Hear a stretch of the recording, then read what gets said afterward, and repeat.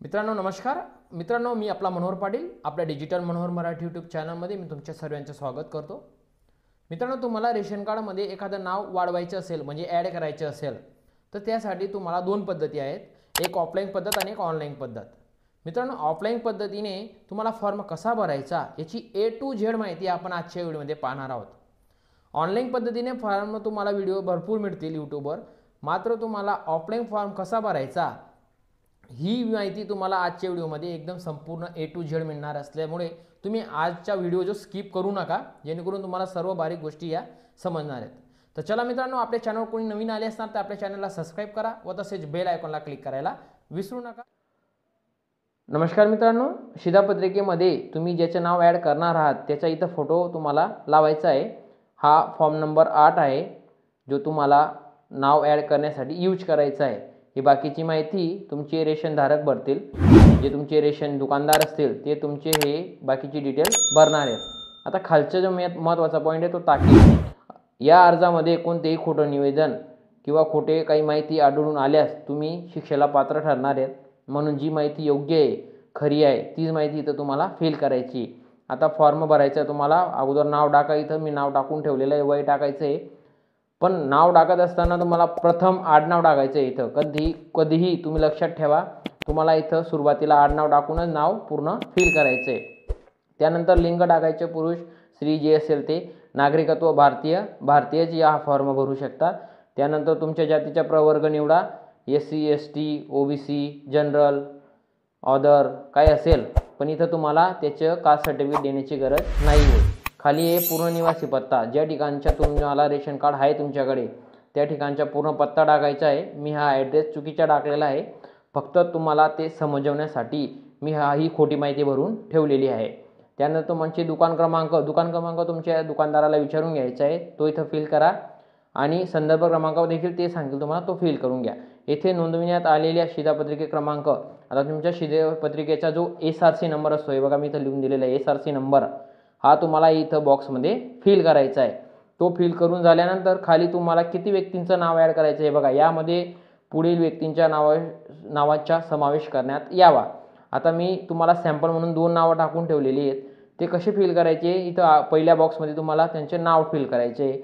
नंतर त्यांचं अर्जदाराशी नातं काय आहे ते फिल करा, त्यांची बर्थ डेट टाका, त्यांचा व्यवसाय काय आहे, गृहिणी आहेत, शेती काम करतात, व्यवसाय काय असेल ते टाका.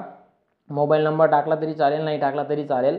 आगमनाची दिनांक टाकायची गरज नाही, टाकला तर ती त्याच दिवसाची टाकायला लावा. ते काम तुमचं नाही, ते टाकून घेतील. नंतर आधार क्रमांक हा कंपल्सरी आहे, हा टाकावाच लागणार आहे. आणि अकाउंट नंबर देखील कंपल्सरी आहे. 2 नंबर टाकलेला आहे मुलगा, परत जन्मतारीख, परत काय ते शिक्षण वगैरे करत असेल तर मुलगा, परत त्यांचा आधार नंबर हा कंपल्सरी आहे. आणि अकाउंट नंबर टाकला तरी चालेल, नाही टाकला तरी चालतं आहे. अशा प्रकारे तुम्ही भरपूर नावं वाढवू शकता. तुमच्या कुटुंबामध्ये तुम्हाला जेवढे नाव ॲड करायचे तेवढे वाढवू शकता.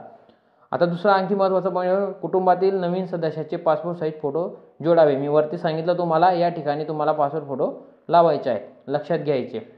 नाव वाढवण्यासाठी इतर शिधापत्रिकेमध्ये नाव कमी केल्याचा दाखला किंवा शिधापत्रिकेच्या जमा पावती असणे आवश्यक आहे. म्हणजे तुम्ही जर नाव कमी करून आणलेलं असेल तर त्याचा दाखला देखील इथं नाव टाकण्यासाठी तुम्हाला लागणार आहे. मी तुम्हाला अगोदरच बोललो आहे, जोपर्यंत तुम्ही नाव कमी करण्याचा फॉर्म देणार नाही तोपर्यंत इकडे तुमचं नाव ॲड होणार नाही.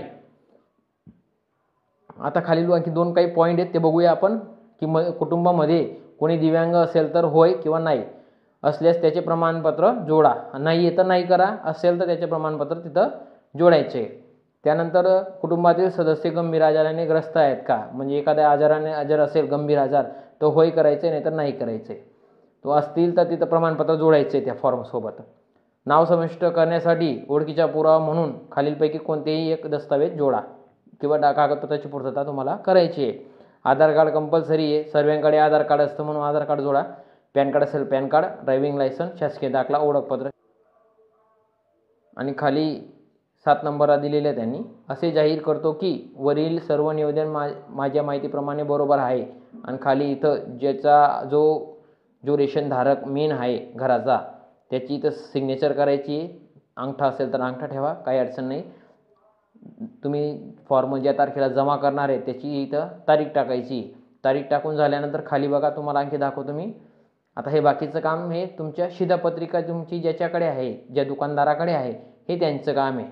शिधा वाटप, निरीक्षणाचे प्रत्युत्तर ते तुम्हाला देतील. त्यानंतर इथं अर्जदाराच्या सही अंगठा किंवा काही असेल ते ठेवून द्यायचं आहे. ही माहिती नीट वाचून घ्या. त्यानंतर खालची जी ही स्थळप्रत काळजीपूर्वक जपून ठेवायची आहे. हरवल्यास विलंब लागेल. ही जी तुम्हाला प्रत मिळणार आहे रिटर्न, ती तुम्ही सांभाळून ठेवा. जेव्हा तुम्हाला काही अडचण आली तर तुम्ही ही प्रत घेऊन तिथं जाऊ शकता आणि तुमचं ॲप्लिकेशन कोणत्या प्रोसेसमध्ये आहे किंवा कुठं काय प्रॉब्लेम आहे हे तुम्हाला तिथं समजून जाईल. अशाच प्रकारे पूर्ण फॉर्मची A to Z माहिती मी तुम्हाला दिलेली आहे. जय हिंद, जय महाराष्ट्र, वंदे मातरम.